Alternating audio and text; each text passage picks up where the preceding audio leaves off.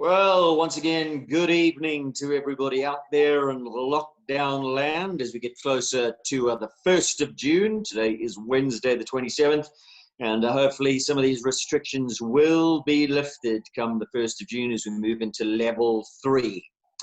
Once again, a big thank you to Kyalami Equestrian Park in association with Mumpro SA I4 Williams Trailers. Please go check them out, some of our sponsors of this series. We do hope that you are enjoying. If you are, give us a thumbs up and please share. Let's get some of these personalities all over the globe. Let's learn something about our riders, the top equestrians in South Africa. So a young man that we're chatting tonight is based in Kyalami. He's a professional rider. He runs a yard very close to Kyalami Equestrian Park. And we are talking about Oscar Ncube. Oscar, how are you? Well, I'm good, I guess. We're alive, so, we're right. It's as good as one can be in the current situation. Yeah, you know what? It's a worldwide thing, so and we got to try to keep pushing and keep our heads above, So I think we can overcome it, and but one day we're going to talk about it, hopefully. Yeah. Remember, children, the year of COVID. That's what we'll be saying in 30, 40 years from now. Yeah. Oscar, have you had clients back at the yard? Have you been riding all the horses? What's the story? So I've been riding all my clients' horses. So quite a lot of horses. So I've been like alternating them, lunging them and riding them, some of them schooling them, jumping them. And since they eased off the lockdown from that 21 days, I managed to do from like 6:30, where it was a bit light, to 9 o'clock and take them quickly to the track or take them a little bit outside, a little bit something different. Yeah. So now it's all at home in the arena. Yeah. Well, now it's at home, and hopefully on the 1st of June we can, the exercise is extended. I can take them all out, Yeah. And tell me, I mean, you run a livery yard. You've got lots of clients, so they're obviously very keen to get back. Have they been? Have you had to have Catherine fielding your phone as your PA, just telling everybody what's going on, with everybody asking you, when can we come back? How's my horse? Please send a picture of its pretty eyes and pretty ears and all that kind of thing. Yeah, listen, Catherine's been excellent. I mean, she has been sending all the pictures, the videos of me. So I made up like a group that when I was riding clients' horses. So I was videoing. I've got my guy, my assistant. So he was actually videoing all the horses. So everybody knew like what the horses were doing. So, and then at the beginning of the week, I send them what the program is, what I'm going to do. So I think that sort of like got them a little bit involved. Some of them, I even send them a video of me actually riding the horse and I'm on top, like showing them like, it's a shame. Some of them were saying like, listen, we really miss riding. Yeah. So I'm pretending it's you on the horse. So how many do you have to get through a day? How many are you riding now during this time? And then we'll talk a little bit about your string later and how many you normally do. But at this time, how many are you currently getting through and are you managing? No, I am managing. I'm like I'm saying, I change them around. So I'm riding about like 12 or 14 horses a day. And then the others get lunch and then I swap them. That's what I've been trying to do. Yeah. Now, you are based very close to KP at Linro Stables. Tell us about the name. How did you come up with the name Linro? So Linro Stable actually came from a lady that actually introduced me to horses. When we moved from here in South Africa, my mom was working for her. She moved to Zim. So there's a lady her name was Linda Rowe. She introduced me to horses. I was about 6 years old. So I mean, when I was about 16, she passed away. So I always thought like, listen, if ever I have like a yard, I'll actually incorporate her name because she's the one who actually started this. She's the one who actually introduced me to horses. So Lynn, it's Lynn Rowe, so Linda Rowe. So Lynn is her name and Rowe is as a surname. So I incorporated the two. Oh, that's very cool, man. Nice. Okay, before we get into your back history and learn a little bit about you and what makes you tick and where you're from and your love and your passion for horses and where it came from, tell us about your operation, because it is your business. You are a professional horseman. You ride, you teach, and do you deal as well? Is that part of your core business? Yeah, I've got a few horses that I'm selling, and yeah, so when you got a yard and you've got horses you ride, you're always going to get those that you need to deal with something. You can't really rely on just teaching only. So you get like 1 or 2 horses that you can sell. So that's what I've been trying to do, like have 3 horses that I'm selling, school them up and sell them, that kind of thing. And I've got other clients that have got horses that bring to me to exercise, to jump and then sell them. So yeah, so not full-time dealer, but that's what I'm incorporating into the yard. Yeah, just helps a little bit, I guess. Yeah. Okay. Are you full up? Do you have space for more clients? If there's anybody out there looking for somewhere that's really central, that they can get to shows easily, are you chock-a-block, or can you cater for more? Actually, I've got 3 stables open, so that's all I've got. So now I like to keep it not as big, just small, so that I'm like in touch with all my horses. So yeah, I've got like 3 stables open. I mean, as you know, it's a very central place. I mean, it's 400 meters from my gates to Cape Gate, so it's not very. That saves me fuel money. Yeah. Yeah, exactly.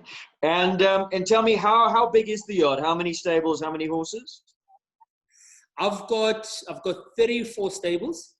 34 stables. It's just under 3 hectares. So I got 1 arena, which is quite a big. It's a cloth fiber arena, and yeah, same as the lunging arena. The paddocks are fairly quite big for the horses. So. And then we've got a track. I mean, we use the track at Cape there. I mean, that's a fantastic Cape, which me and Stacey are trying to keep it up going, do the raking and we do the cleaning up a little bit. Yeah. So. And let's now find out a little bit about you. So you mentioned Lynn Rowan, but let's go right back in your story, where you were born, where you grew up, schools you went to, brothers, sisters, and then how you got into horses, which you have mentioned, but we'll elaborate on your story. Okay. No, I was actually born in Alex, at Gomorrah. So when I was born there, my mom used to work for a lady. The lady moved. She moved to Zim. I was about 9. I was actually very young. I was about 9 months or something. And then she moved with her. Actually, originally, my mom is from Zim. And so she moved to there. And then when she moved to there, my dad was working in the mine. He's a mine worker. So when they moved to there, my dad stayed and he worked in the mine. And then he moved to Botswana. So it was like a little bit of a yo-yo, because I moved from South Africa, Zim, Botswana. So those are the 3 countries that I went to. So, I mean, my mom decided to move to Botswana because my dad was working in the mine as well there in Botswana. So he worked there and she was a bit funny about it. And then she moved. But my dad had a little farm there in Botswana. So we moved back to Zim and she was working for Lynn. And then that's when I was about 5, 6. And then she saw me once actually on one of her ponies. Okay, hang on. I'm confused now. You went from South Africa with your mom to Zim, then to Botswana, then back to Zim. Yeah. Okay, got you. Yeah. And then your mom was working for Lynn, and what about a pony? Oh no! And then that's when she caught me when I was riding one of her ponies. You just hopped on. I just hopped on, and then she came to me one day and she says, I don't think that pony's broken in. So, it is now, Lynn. Yeah. So then that's when she said, okay, I think this. I asked my mom, said, I think he can ride. Let's just actually start teaching him how to ride. So that's when it actually I started riding. And I went to school. It was called Lockville. It was actually quite close. And that's where I started my primary school. And then after that, it was about when I moved to high school, I went to Milton. And from then, and then she started, and then so is this all in Zim now? And what part of Zim? Bulawayo. Okay. Yes. All right. So and then that's when my mom said, my mom was actually thinking of coming back to South Africa because my dad was actually in South Africa still. So he was going up and down. He was going there, working here. It was a little bit like everywhere. So he was trying to get, like, obviously at that time, he was trying to earn a living. So he was trying to find a place where he can actually work and, you know, and provide for the family. So from then, I was about 16. Did you commute with your mom back to South Africa during that time ever to see your dad, or was he coming up to Zim to see you guys? I did quite a lot. We did quite a lot on holidays. Used to come and visit him, and used to come and visit him quite a lot. And we went. I mean, when he was working in Bots, we went to Bots as well. We went and watched. I mean, at that time in the mine, and they didn't really want kids there as well. So because it was a little bit, they were saying, listen, it's a little bit toxic and all that stuff. So they were always hiding me. So my mom was fine, but I was always the one that was being hidden, that they don't see me. Otherwise I get into trouble. So so we were a little bit up and down everywhere. And then I came back to Zim. When I was 16, that's when Lean had a horse accident. And that was the part where things sort of like went pear-shaped and things started changing. You know, that's when we had to come back here to South Africa. Mm-hmm. Yeah.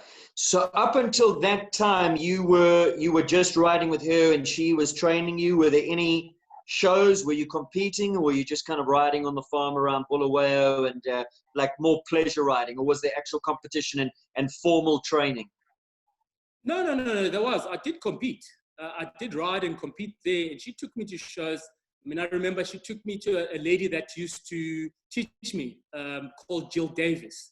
And she's the one, actually, she taught me like riding ponies. And, you know, like I was riding her ponies still with the sheepskin, the sheepskin saddles. So she actually taught me quite a lot. Because when she was teaching me, she said, listen, I can teach you, but I think I need to send you to somebody who can teach you. Because I'm more like your mom. So I need someone who can, like, you know, kick you up a little bit and, you know, you're not going to check you or something like that. So that's when I went to her. I joined some kids. I mean, I remember my first sort of like a show. It was actually a gymkhana, like a balloon. It was a balloon. I won popping the balloons. You know, like you take balloons, take a little stick and pop it everybody. And I was the only one left with 2 balloons. Every other kid. I mean, I'll still remember that. That was my first one. And I got a rosette, Awesome, man. No, I remember Pony Club well, those gymkhana games. You had to jump in a sack and lead your pony. It was good fun, but it also taught you how to ride, because most of the time it was bareback and you were galloping around like little hooligans. Huh? I mean, it taught you to sit, hold on tight. Yeah, it did. So you're 16 years old. Lynn has an accident, and you guys come back to South Africa. What then? That's when I came back.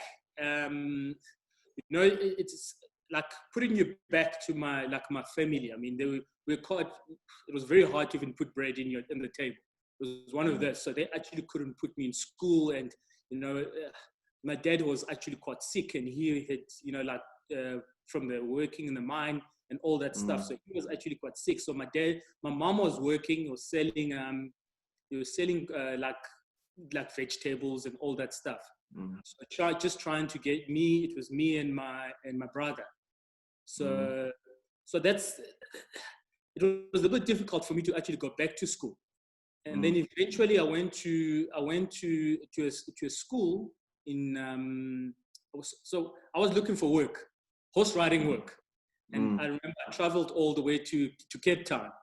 And I had a picture of me jumping, and I was trying to get work from people, you know, obviously people don't know you, they're a little bit suspicious, like, are you sure you actually can ride? You know, so, I mean, I remember when I was in Cape Town, because I had my sister was staying in Cape Town.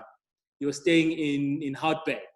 There's a Nelson Mandela, it's like a township. So I went there, stayed with her. I said, listen, I actually want to ride. I want to look for riding work. So he said, okay, I know there's horses down here in Hout Bay. So I went, I remember, I mean, I was walking about at least 20 Ks a day, just with my picture and showing people like, listen, I need work. I mean, I remember I went to one place, which was the Hout Bay Riding School. And I went there was a lady called Kim, and I showed her, she's like, no, listen, we don't have work, but, you know. So eventually I lost a little bit of hope. So I came back to Joburg. So when I came back to Joburg, I stayed with my brother was already starting to work. So I stayed with my brother. So when I was walking in Cape Town, I was actually giving people my number, which was my brother's number, because he was the only one who had a cell phone at that time. So when I got there, he said, listen, there's a guy that phoned. So I said, a guy phoned? He said, yeah, he's looking for a black rider. He says, so I said, oh, okay. So he said, yeah, but he's in George. Yeah. So from there, so I phoned the guy, and from George, he said, listen, I need someone to train to do stunt riding. So I said, oh, okay, stunt riding. Okay, so that's good. So I said, geez, I don't even know what this is. I mean, I didn't even know what it was. So I gave him so he said, listen, I'll put you on a bus tonight. So he put me on a bus. I went, I think it was like 9 hours, 10 hours in a bus. I went to George. I mean, this is the place where it's strange. I don't even know anyone. So, and then when I got there in George, and he said, listen, this is what I need to do. I need to train you in a month, and we need to do a tour into Transkei and doing stunt riding. So he taught me, I mean, this guy called El Bruce is a Russian guy. So, I mean, he's very big in the industry of the movies and stuff like that. But at that time, he just came into South Africa from Russia. So he started training me, and I remember I trained. I mean, we were training about 8 hours a day, and I had to go full on galloping with horses, and jump off and jump on and spin and all that stuff. So it was crazy. I mean, I was young, so to me it was actually quite fun. I was getting an opportunity to be on a horse, you know. Yeah. Yeah. How old were you? Was this when you were 16, 17? No. Then I was about 17. Yeah. I was about 17 years old. Yeah, about 18, 17. Yeah. And what was happening in the Transkei? Was this for a movie? Was he training you as a stunt rider for a movie, or? No. So what we were going to promote a brandy called Commando Brandy. So this Commando Brandy, people said they need to do this. They need to incorporate it with horses, because Transkei is very big on like riding. They're actually right. They've got their horses. They ride. They've got races. They do quite a lot of fun things with horses there. Like, you know, they do their races and they do their heading and all that stuff. So that we had to go and incorporate that with so we had a whole team of people going there. So we spent a month in Transkei, going from, we were just going from village to village and demonstrating the stunt riding. I mean, and selling brandy. Yes, well, yeah, selling brandy. That's what it was. Yeah, we were selling brandy. Yeah. So that's. Oh, my word. So yeah, I did that for a month, and then I came back, and then he said, "Listen," he said, "Listen, I know your passion is show jumping, and this is not show jumping." But I said, "Listen, no, that was not show jumping." Yeah, this was not show jumping. That did teach you, and it's a good lesson. In show jumping, you're gonna have falls. You know, so that taught you how to fall. You know, tuck and roll. Yeah. No. It was. I mean, actually putting me down to that memory. I mean, I remember he said so I came back after we finished. I came back to Joburg, and then he phoned me again and said, "Listen, if you got anything else," I said, "I don't have any." He said, "Listen, we need to do. I'm setting up a little team, and we need to go and do Royal Show." So I've never seen Royal Show. I mean, the big Royal Show. So I said, okay. So we went there, we trained. So he said, my specialty was actually riding two horses, galloping with two horses standing on top of them. And then and pulling off, and the horse drags me. And then I had to release the cord, like a safety cord. So that was my trick. So we went there, and so we trained, and then we went to Raw Show. I'd never seen like a proper show, like a big. Like you had your Berries, you had your Dominis, you had all these guys jumping 150s, and I thought, Jesus, this is what I love. I was in awe. I was like, this is what I want to do, and this is what I would, So up until that stage, how much had you competed up to what level when you were in Zim and riding there? Was it kind of meter stuff? Yeah, like to 110, 120. I actually jumped 120. Yeah. Okay. So I had already done 120. So I had a little bit of that that background of. But you never in your wildest dreams even thought that this world of 150s and professional show jumping existed. You hadn't even been exposed to that before. Yeah, I saw people jumping 140s, 150s, but you always, even if you're a soccer player, rugby player, you always look at that springbok and you say, even if you're playing on your small league, you say, Jesus, I want to be there. I got to work towards that, So I said, I even said to my mom, I said, I don't care. Even if I'm 60 years old, I want to jump a 150 class. That's what I said. And she's been very supportive to what it is. And, she saw me ride once and she was in tears, says, this is what you said you always wanted to do, Yeah. So this is a wonderful story. So what happened at the Royal Show? You were there with Commando Brandy and your Cossack stunt riding team of Russians. You were probably all climbing into the brandy or the vodka. And what happened? Did you approach one of those riders? When we did the stunt riding, obviously. And I remember there was one time, at the Royal Show, you've got that small gate that you used to go into, that little white gate. My trick, so we were doing the medieval thing. So we had the armor, someone had to hit you, you fall off the horse, and then the horse dragged me. So we always wanted horses that have got speed. They had to gallop. So we took horses from the racetrack. Because it's so much more fun being dragged at speed than slowly, If you're going to do it properly. If you're going to get dragged, let's do it at 70, 80 kilometers an hour. Why not? Yeah. Listen, that's what we needed. That's how we roll, man. In the dirt, behind the horse at 60 k's an hour. Yeah. So, I remember it was one of those where so the guy hit me, I fell off, and the horse drags me. So I'm meant to actually release the lever there, and then it didn't release. So the horse kept on galloping towards the gate. So I knew there was only one thing. If it jumps over that gate, my legs get stuck. So, I was literally about, like 10 meters away, that horse to jump. And then I leaned forward, I released the lead manually. I literally released it manually. As I was going, the horse just went over the gate. And then that's when I turned around. I said, Bruce, I think I'm going to stick to show jumping. I think that's when I'm going to speak to one of these riders. Sure. Did everybody just think it was part of the act? Everybody in the stadium thought it was a part of the act. They're like clapping, and I'm thinking, Jesus. I nearly died there, ladies and gentlemen. Oh, my word.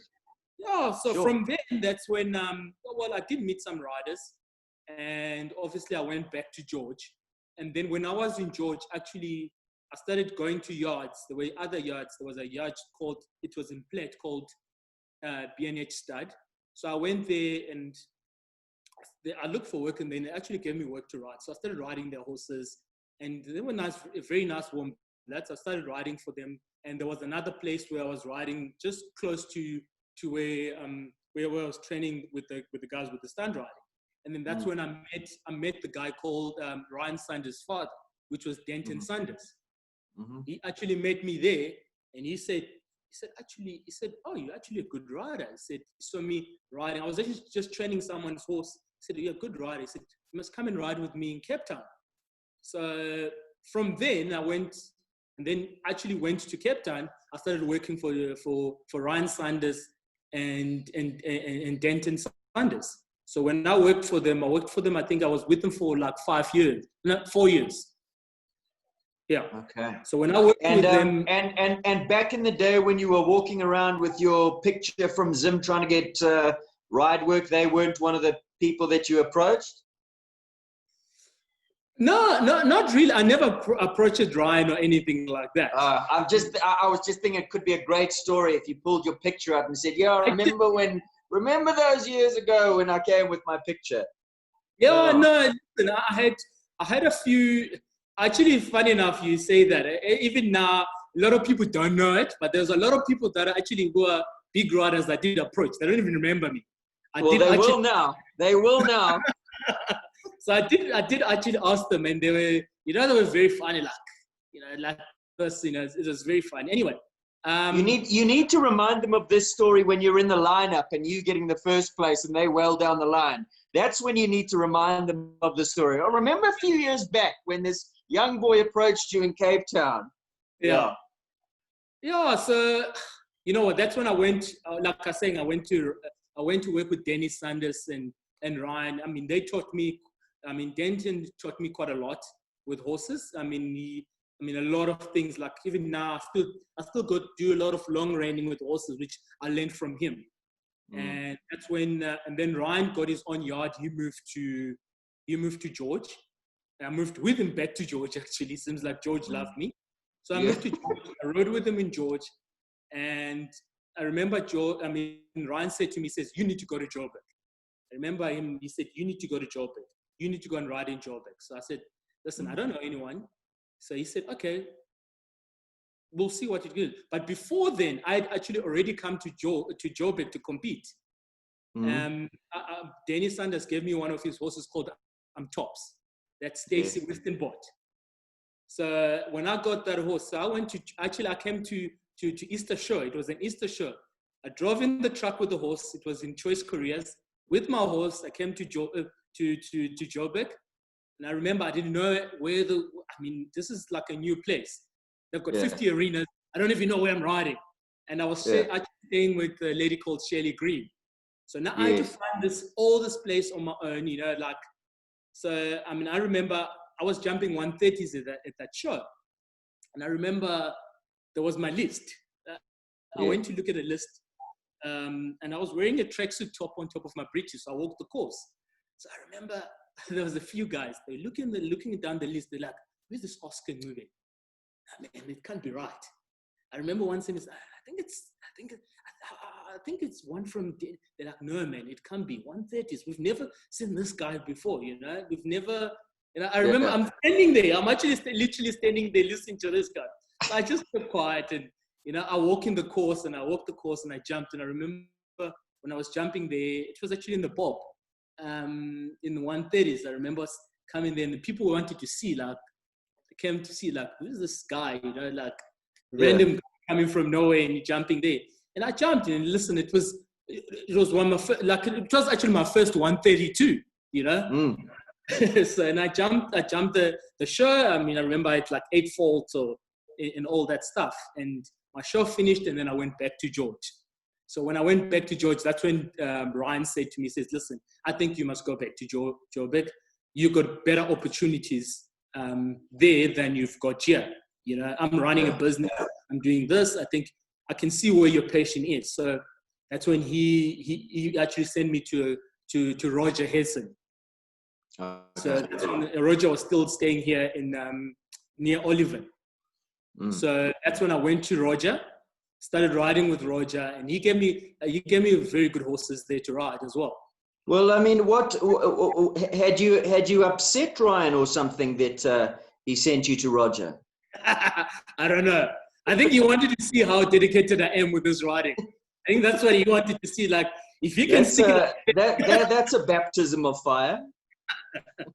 Yeah. So no. Listen. I went there. That with me with that, I always try to learn something new from people. Not anything. I don't care who you are. I learn the good part of the horsemanship with you. I don't. That's why I always say to people. People say, "Nah, why are you watching someone jumping in the 80 centimeters? I say, you're not actually watching that person 80 centimeters. You could get a 5% of knowledge of something they did, and it can improve your riding. So it doesn't matter who's jumping 150, 170 centimeters. That's what you always got to do. You always got to look at those people. There's something that you're going to learn. You never stop learning with horses. So that's what I do. I mean, when I've been riding with those people, and I always, like, wanted to learn more about a horse. What is a horse? What does it do? What makes it tick? What don't they like? That's what, So, I mean, I came to Roger. That's when I came to Roger, and Roger gave me horses. And I remember he gave me, there was a stallion, which was actually quite a challenge for me. Did a big Scorpio horse. It was called Icon. It was a black stallion. And I mean, I remember him take me to Bellington. I jumped at that show there. And that's when I actually met Barry. That was the first time actually I met Barry Taylor at that place. How old were you at this stage? I mean, how many years did you spend with Denton and Ryan? And you would have been like early 20s now. Yeah, I was about 20. I was 21. I was about 21 years old then when I was with Roger. I was 20, 21. I was still quite like in my young age, So that's when I started riding with him. I rode with Roger for 2 years. I rode with him for 2 years, and I did the riding and everything. And then that's when, like I said. No, listen. Before you go on, I know Roger. I rode with Roger, and he's a top class rider. I mean, you would have learned to. He's a hard taskmaster, and you would have had to knuckle down and fill your boots for sure. But he would have taught you a lot. He's got so much knowledge. Right? He's got so much knowledge, that man. Actually, there's a lot of, like I'm saying, like with Danny, what I got from them and what I got from Roger. Like with Roger, obviously he had quality horses, and they're big Scorpio horses. He had those Namibians, and he actually taught me how to sit on those horses with such big scope. I'd never experienced that kind of level of horses, and you those horses. So I mean, he taught me, like you're saying, a tough cookie, but at the end of the day, you actually came out and you said, Jesus, actually, he's actually being tough in a way. I think actually throughout that, I needed that kind of, like, should I say, mentors or through that to do what I'm doing now. I think without those things, that's when you sort of like, you can't, I mean, I'm happy to ride any horse. It can be going flip backwards or whatever. I want to see what the problem is, and I can sort of like try to, resume it. Yeah.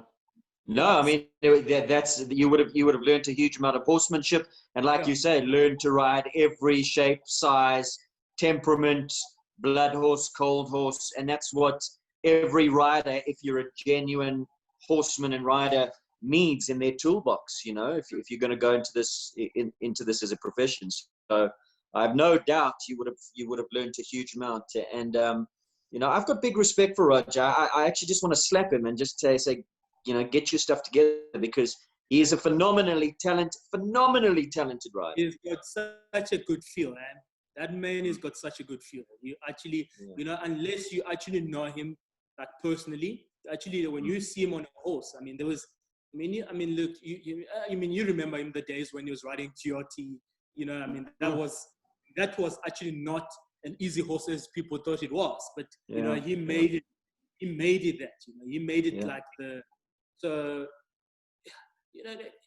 I mean, I know him personally, so I know what he was like. So no, exactly. So from then, that's when, like I was saying to you, I had Shirley.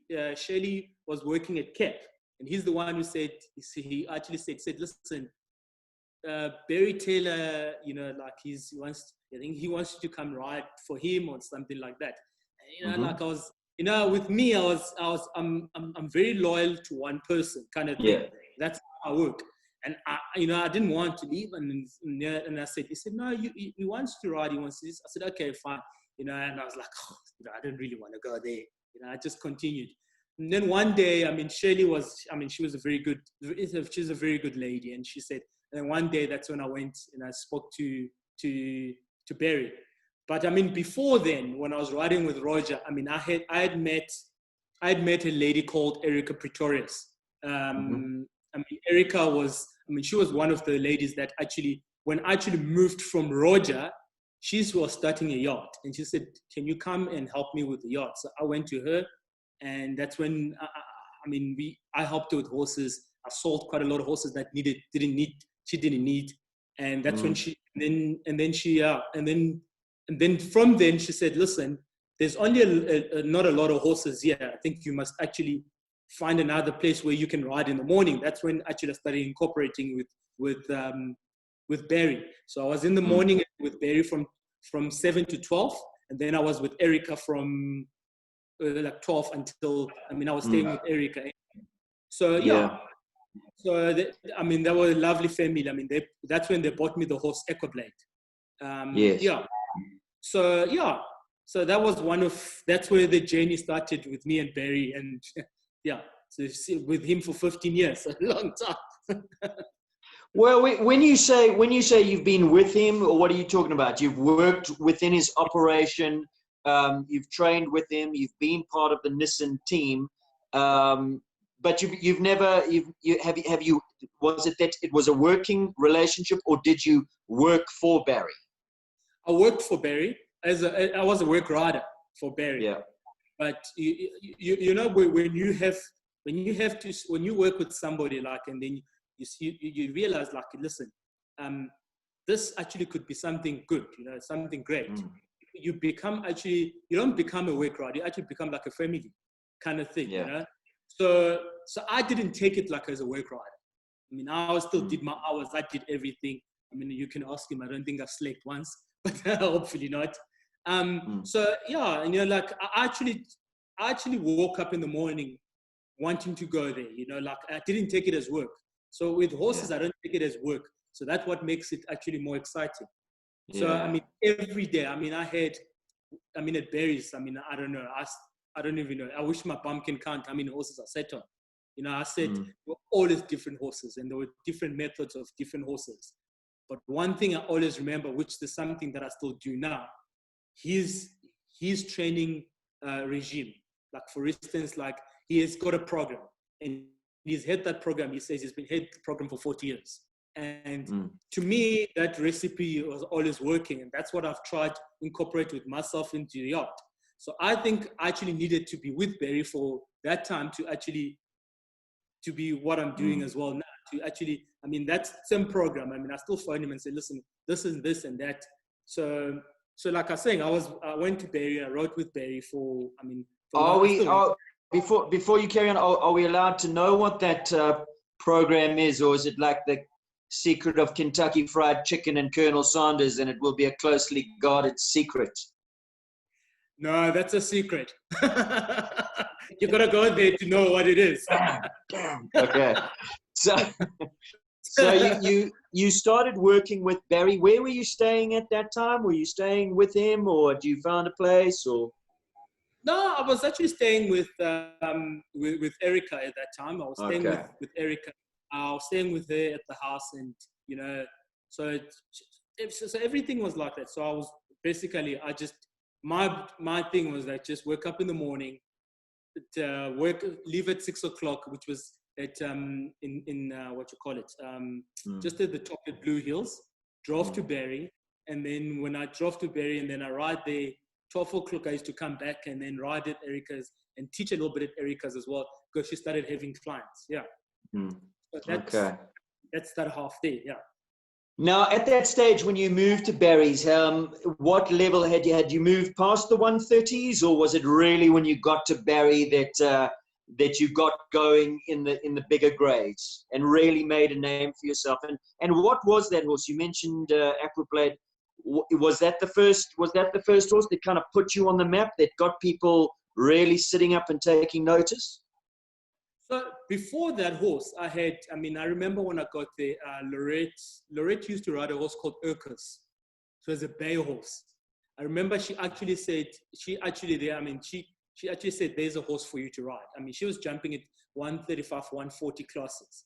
And that's the first horse when I got to Barry's, they actually gave me to ride.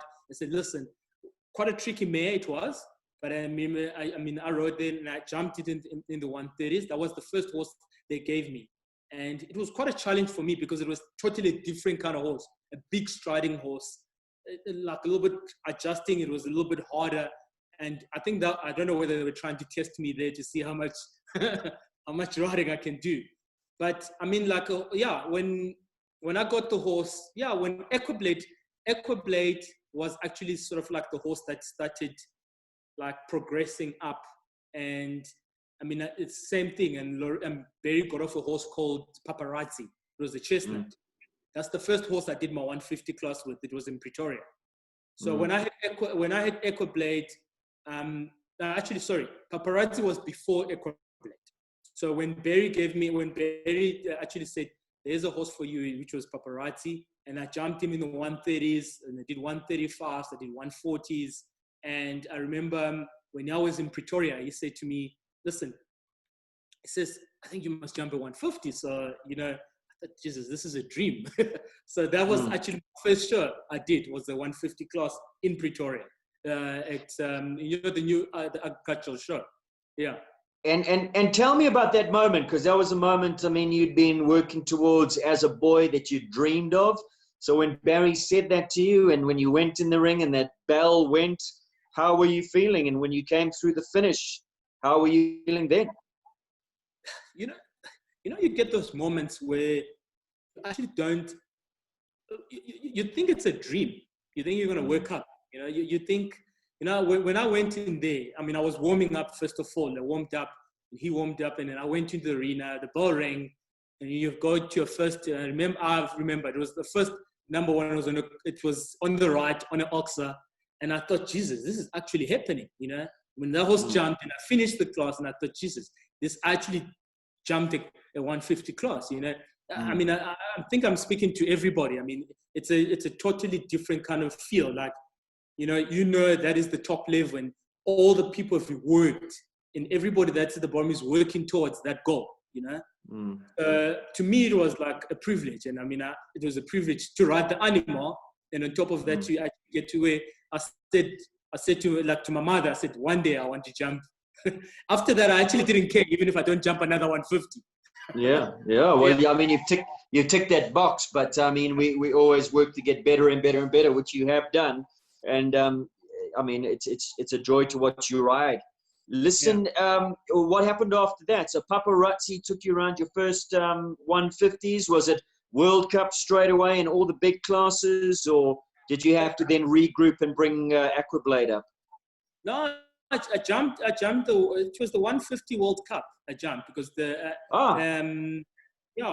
So he put me in the deep end. But anyway, it was a World Cup qualifier that I jumped Paparazzi. And then so from then I had a few horses to ride. That's when I got Equiblade and I jumped. And then that same year, that's when I went and I was jumping the Derby with Paparazzi. And so it was, I mean, these were all the things that fell in the same time. I mean, like, you know, everybody's their dream to jump a Derby. And same thing, I couldn't believe that I only wanted to jump a 150 class.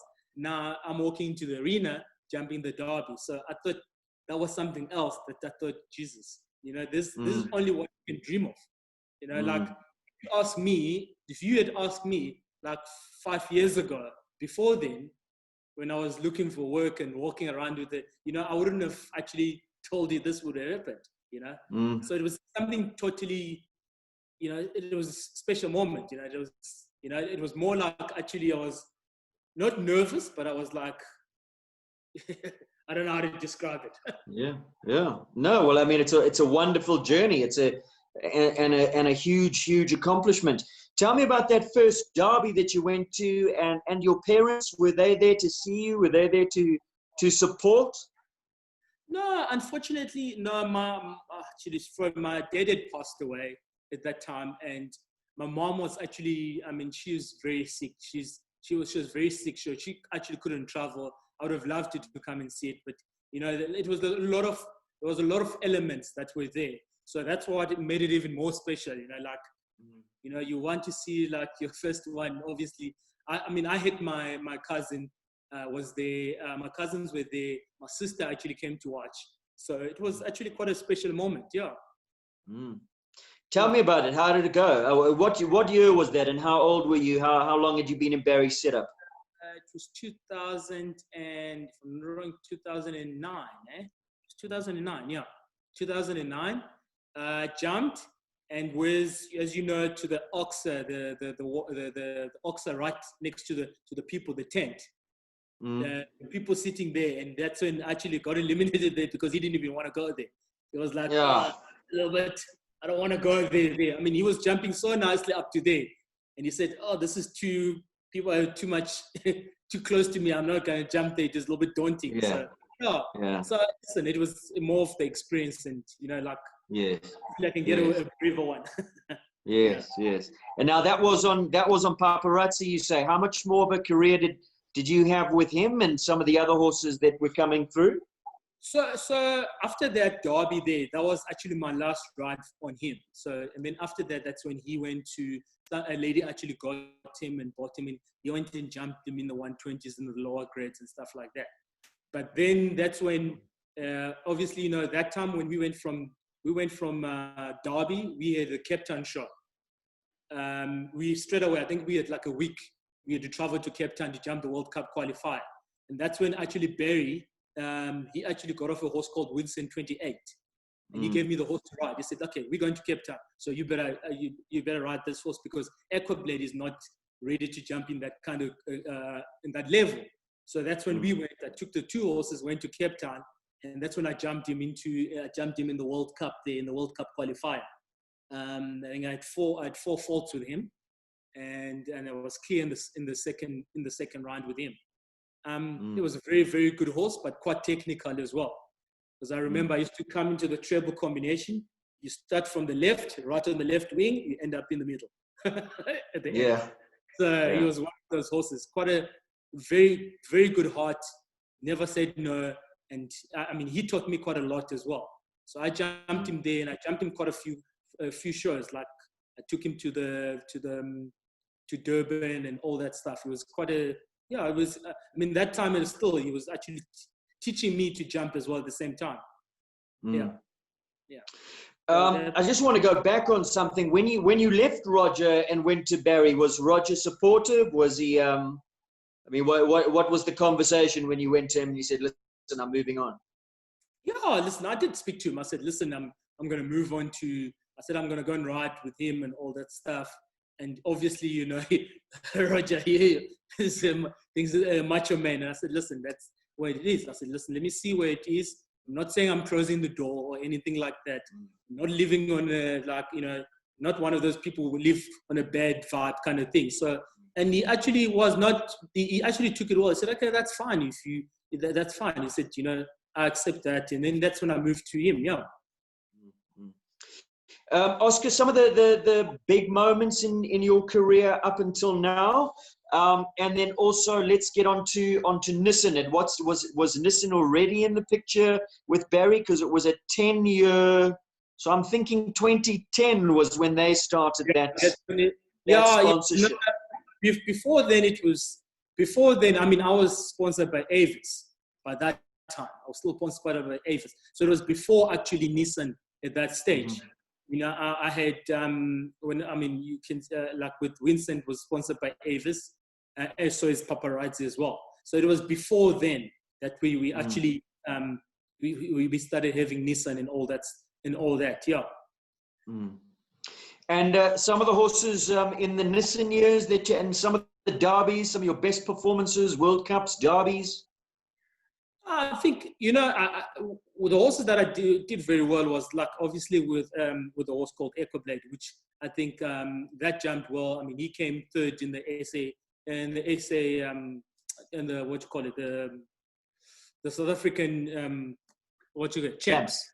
So he actually got a third with him, which was still at the Derby, that old cycling place. I mean, I think that he jumped very well there.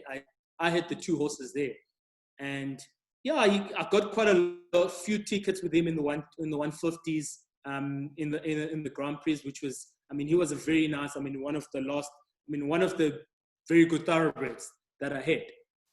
After that, and then that's when, I mean, after him, and then I started having other horses producer. Do you remember his pedigree, Aquablade? And this is the Aquablade that went to Lawrence after Hey, after that's you. what, Okay, yeah, the that's grey. it. Yeah. Yeah.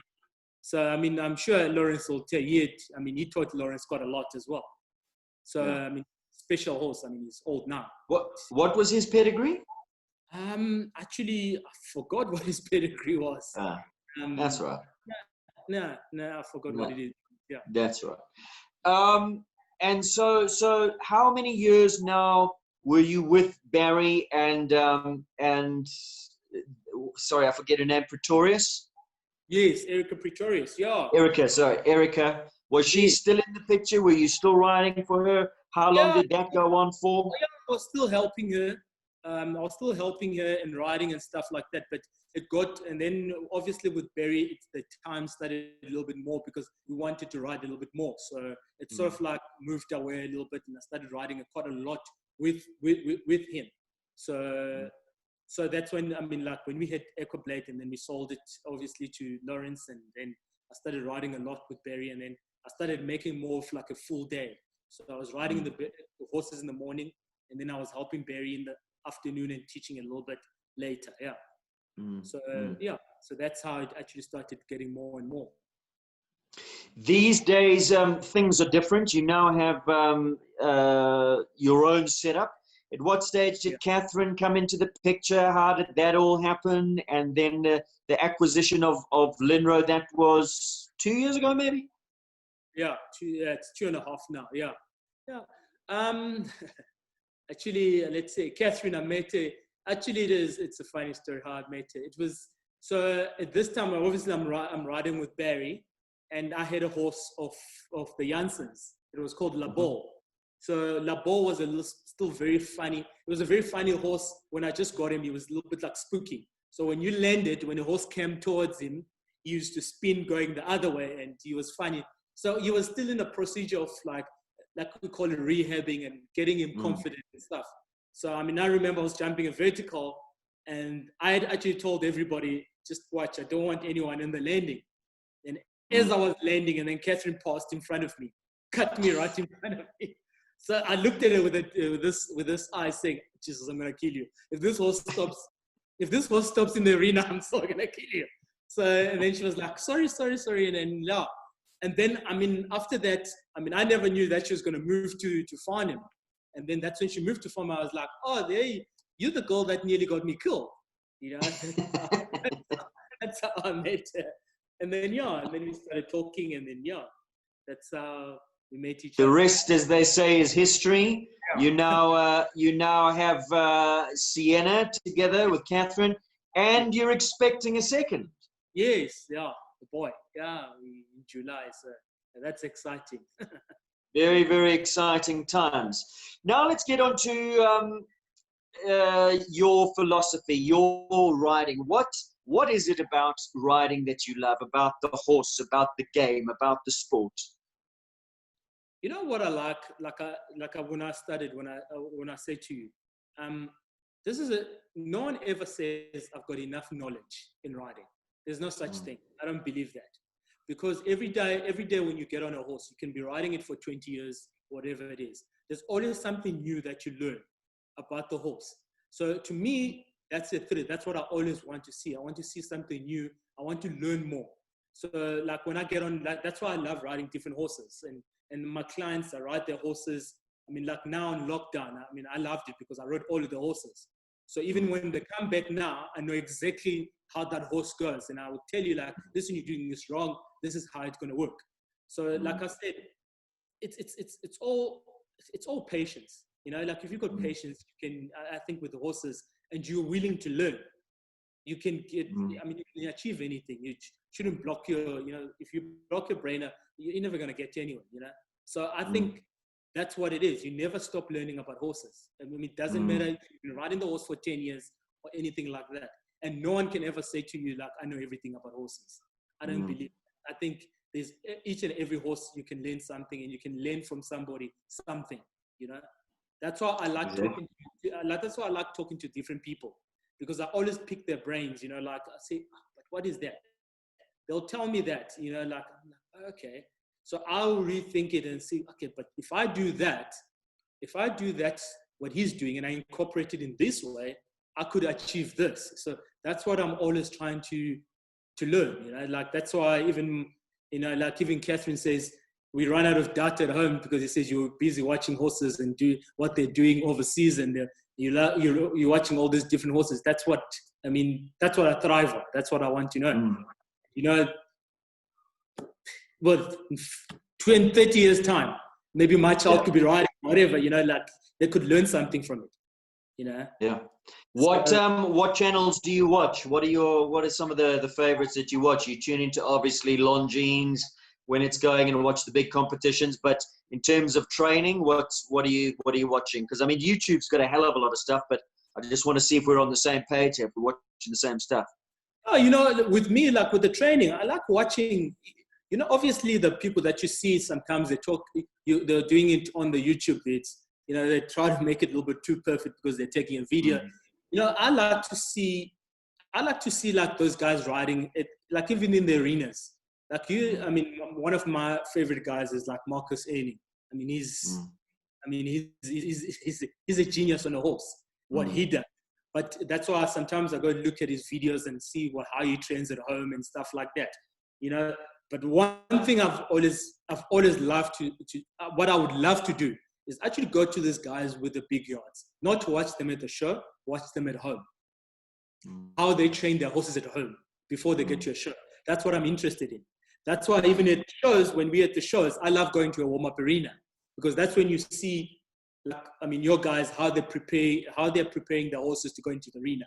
And the arena is anything goes. You're trying to get a clear run, like you're saying. But I think at a home, that's when you actually see the real training. You see, and that's what I would love to do. I would love to go to every of these oaks and see how they train at home. Yeah. Did you have you had an opportunity to go overseas and to ride overseas or to train with anyone overseas? And if not, is that something? I mean, you've just said that is something that you would like to do, but would you like a crack to ride overseas? I would love to. I mean, I would love to actually go and ride overseas. I mean, I went to England. I was with David McPherson. I actually went to look for a horse to buy, and I ended up staying a little bit longer with him. And I watched them train. He took me to shows. I watched them in the arenas, and I went to ride. You know, like I got the opportunity. He took me to I went to 3 shows with some horses that I was actually trying to jump. I was trying them out, and I jumped them at a show. So it was one of those, like, you know, opportunity to me. That's something that I want to do. You know, like to go there and experience it. Yeah. What's on your bucket list in things to achieve in South Africa? You obviously you would love to win a Derby. You'd love to win World Cups. You'd love to win World Cup Series. But what's the most important to you? If you had to pick a Derby or a World Cup, or a Derby or a World Cup Series, or a South African Championship, or an outdoor Grand Prix, or do you just want them all? Obviously, all of them will be. Everybody wants.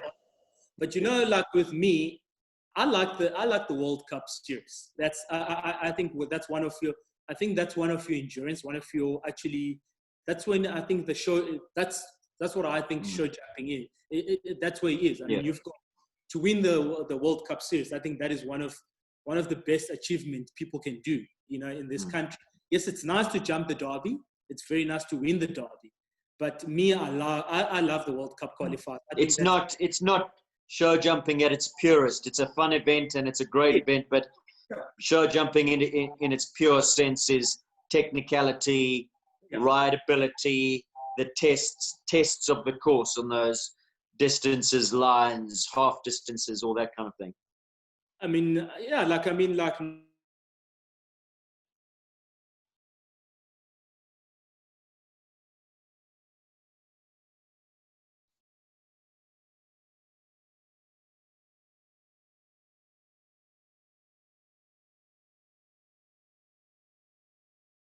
I think that is something that's something that somebody has to win. You know, if you win, I'm gonna stop you and ask you to go back there. We seem to have a little bit of a technical issue. We lost your audio, so I'm just gonna go back on the question and just recap it. World Cups, why you want to win them? Because it's show jumping in its purest sense. It's the real test. Yeah, and there's the technicality of it. I mean, like I'm saying now, I mean, if you look at a few years ago to now, I mean, it's totally technical. And I think we're moving to a level where there is very good riders, very good horses. I mean, we've got very good breeders in South Africa.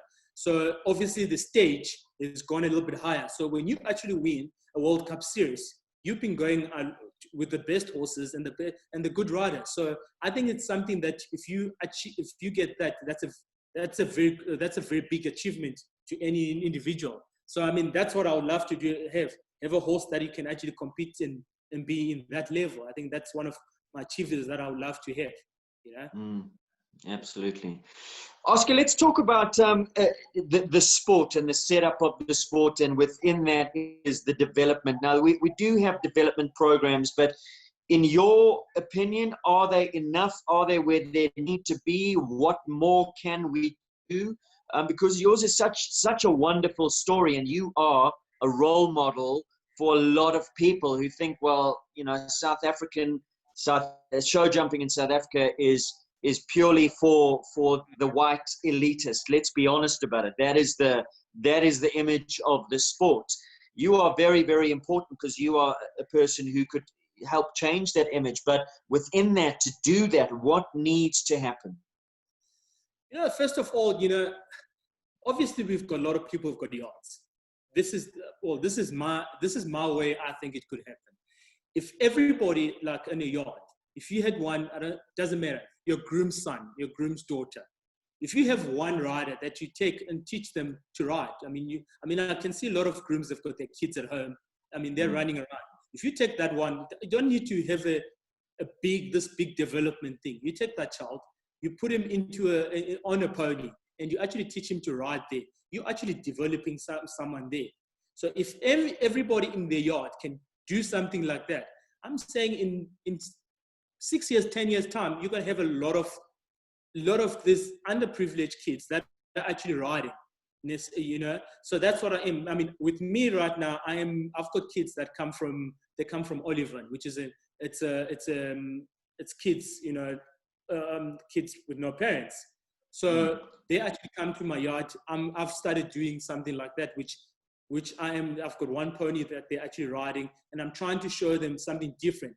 Like I explained to them, I said, you don't have to be a rider to be involved with horses. You could be a farrier, you could be a dentist, you could be anything that falls on in question.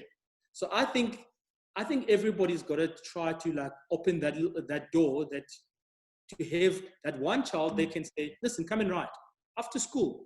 Just come here, clean, not even riding first of all. Teach them the horsemanship first. Obviously, they've got to groom a horse, know how to manage the horse, see if they've got an interest in it. You'll see, I mean, like I'm saying, with Lynn, she was very tough for me because I never got on a horse without cleaning a stable or grooming it or any of those things. And she came and checked. If it was not groomed, no riding for you. So you already see where you're heading to, because everybody just wants to ride horses. It's not just being on the back of a horse.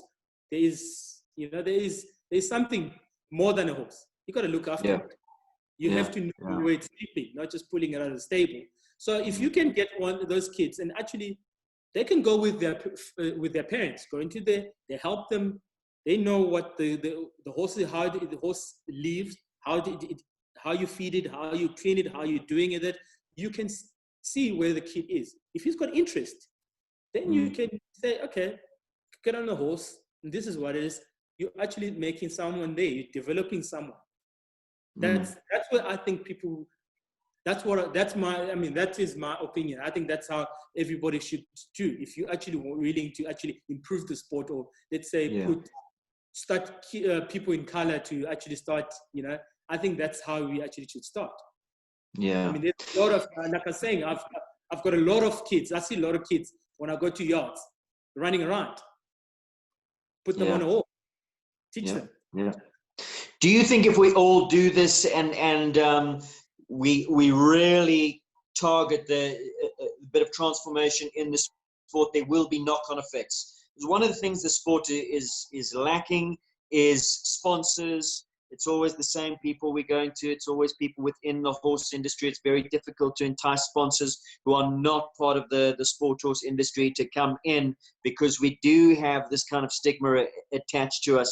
So do you think something like development is one of the ground blocks that we need to really grow the sport, and the knock-on effects of that will be more support from outside organizations, bigger sponsorship, more viewer time, live streaming, and that can only be beneficial. So it really is up to everybody. If you have an opportunity to help the underprivileged, the onus is on you, and really the responsibility is on you to do it. You know, actually, you say that.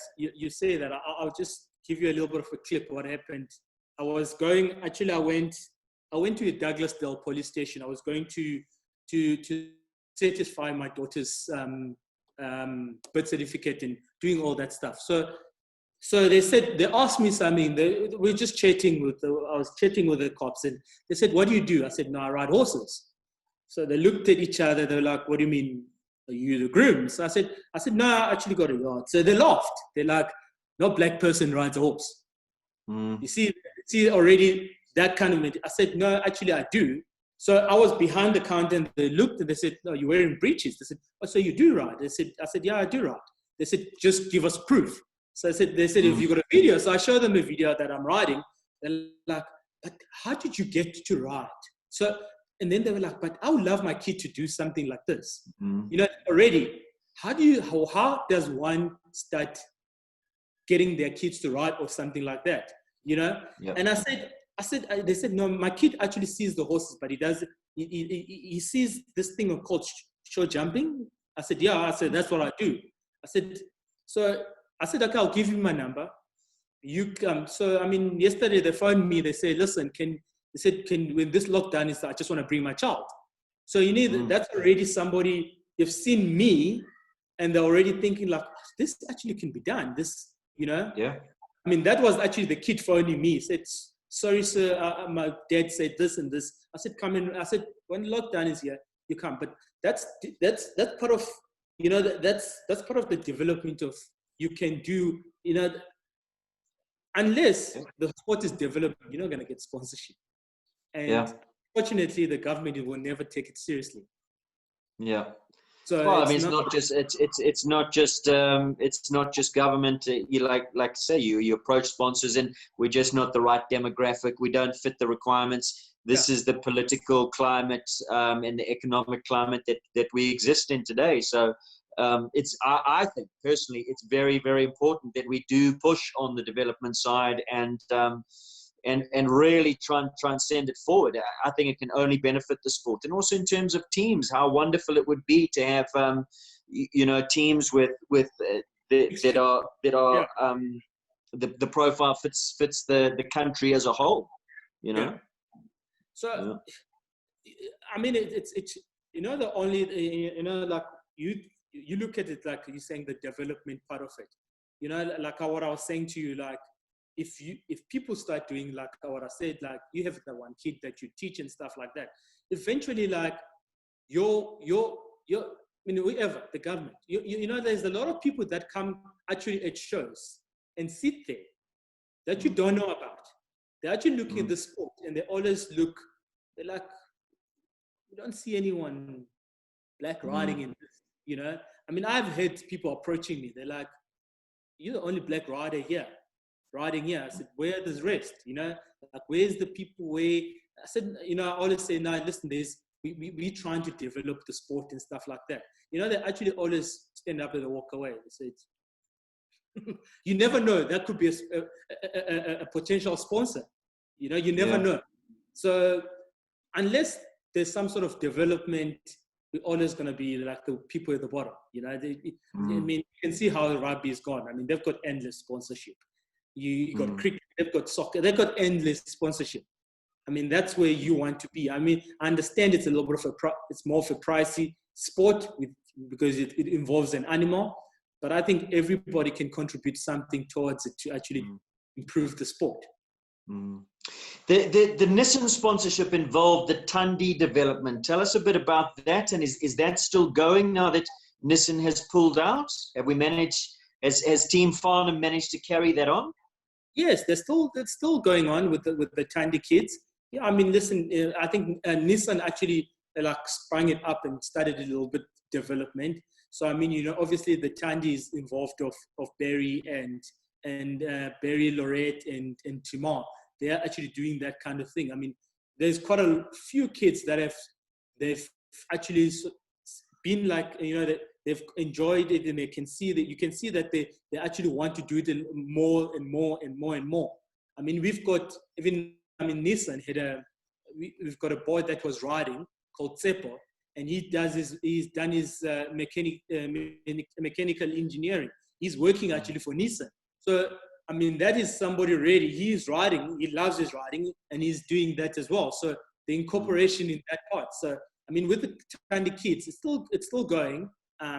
So it's how exactly does it work? Let's just explain to the viewers what it's all about and how it works. So the Tandy kids, obviously, you know, it's from an orphanage.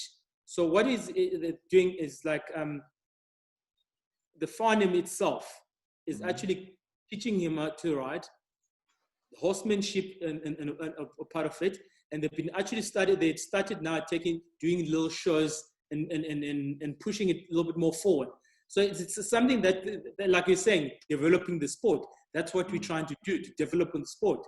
So some of them, like I said, some of the kids, they don't want to ride, but they want to do something else. And some of them, they want to join the jockey academy. We've got there's some who are very short. They said they want to be jockeys. And we took them to the jockey, I think it was one of the Rankies. And they met the jockeys, and they said, this is what we want to do. And they said they can be enrolled. You know, that's okay. Obviously, we're putting them in racing, which they should be in show jumping. So, but that's the development part of it. That's what Tandy that's what they're trying to do. Yeah.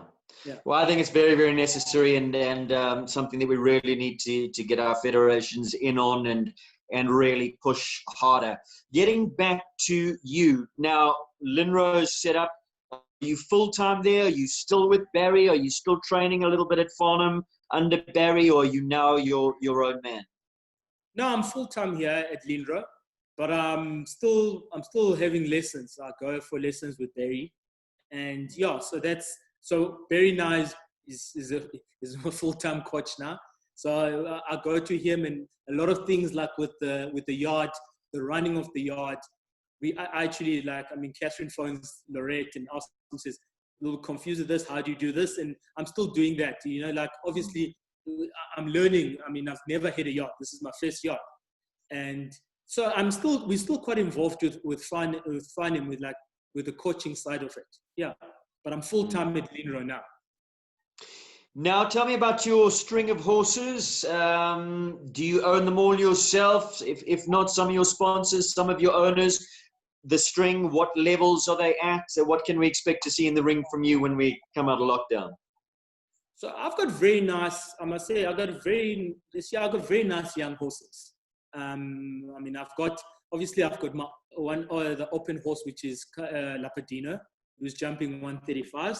And then I've got young horses, which I've got Kalaho, the Consigo, and I've got another one called Takara. I've got another one called Caribbean, and I've got quite a lot of horses that are clients' horses that I'm riding. So those horses those are my horses that I've got. And then I've got quite a lot of, like I say, I've got a lot of other horses that come and go. You know, like I come and jump them in the beer classes, and they, you know, school them and all that. So I'm always busy. Wonderful. Well, I've had a huge thrill talking to you. I didn't know your story. It's a wonderful, wonderful story. Oscar, what can I say? Well done. You are a role model to a lot of people. Your journey from where you've come from, it's heartwarming. It's fantastic. It really does warm the cockles of my soul. And I mean that very, very genuinely. It really is a lovely story, and well done to you, man. Thank you. Yeah, it's been Yeah. nice. Really a privilege for you guys to be talking to you and sharing this. No, listen, the privilege is all mine.